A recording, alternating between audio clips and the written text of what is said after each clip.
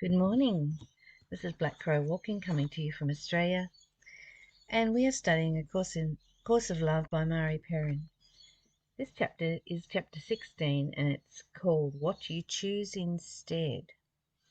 So there's always another way, a different way.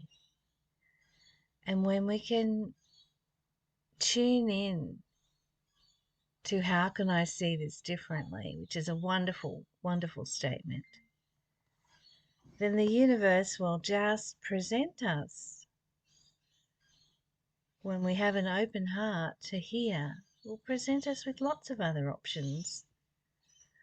So here we are looking at separation and judgment once again, and superior thinking, ways of being on the earth that say nothing is the same, but it is all the same energy.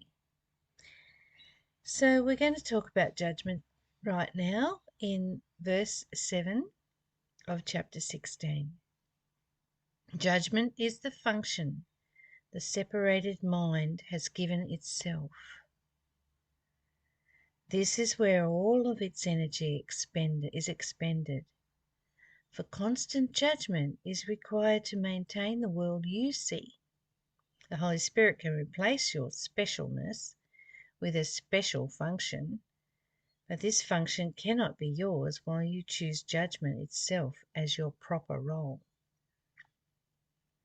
I read that yesterday, so we're actually up to verse 8, but I wanted to read it again because I think the judgment is the function of the separated mind has given itself. Wow! We're trained to judge, aren't we? Right from birth, we're trained to judge. This is good, this is bad, this is right, this is wrong. Scary stuff, really. And what if we could remain curious and fascinated with life? Instead of judging anything, be curious.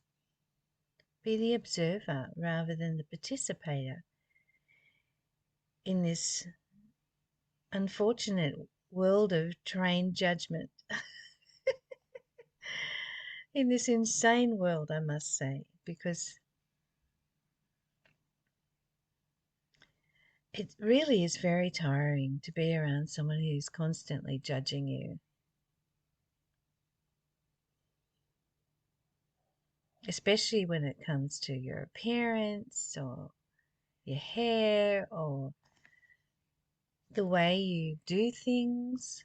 I remember somebody telling me once that they'd wipe their bench down at home and their partner would come along and wipe it down properly. Properly. There's a superior word for you. There's a word that locks us into separation. It causes a separation. I'm going to do it properly. Oh dear. We have so many ways of judging people, even subtly. We have these standards that we expect everybody to live up to and to meet. It doesn't work for me. It certainly doesn't work for society because it creates a cut-off. It creates a shutdown. It creates that feeling of, I'm never good enough for you, and it's sad because we ultimately are the same being experiencing life in form. So we're only hurting ourselves and the people that we really love, the people that don't live up to our specialness. It's very sad. Only your heart can lead you to the forgiveness that must overcome judgment. A forgiven world is a world whose foundation has changed from fear to love. Only from this world can your special function be fulfilled and bring the light to those who still live in darkness.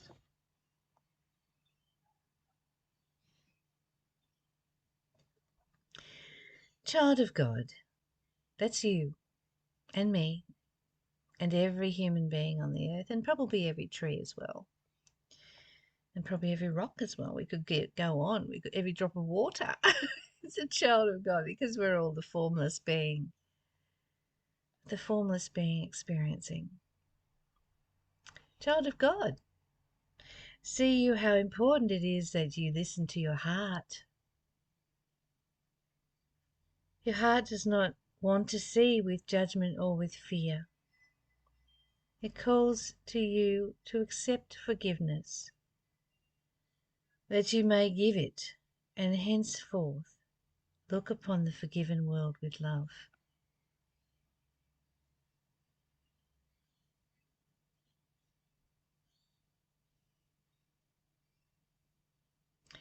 I learned once that I didn't have to forgive others.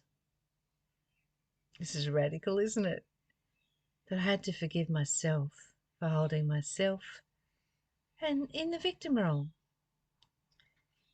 And beloved, if you don't get anything else today, that is powerful. It took me 60 years to understand that when I forgave myself, I was forgiving my personality, my ego, my